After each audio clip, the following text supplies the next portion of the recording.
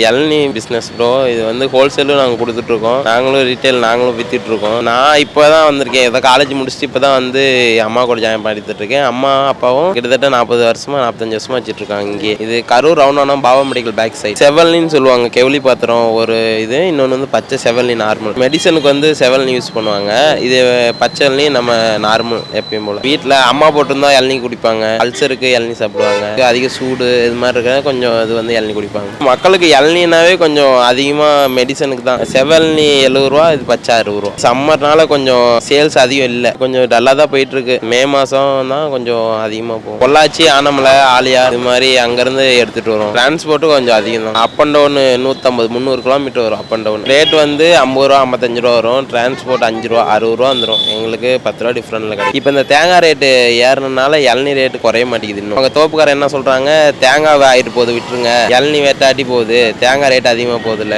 அப்படின்ற மாதிரி. இப்போ அதனால ரேட் இன்னும் குறையாமே இருக்குது. இப்படியே நீடிச்சே இருந்தால் ரேட்டு வந்து 100 ரூபா வந்துடும் அடுத்த வருஷம்லாம். அப்புறம்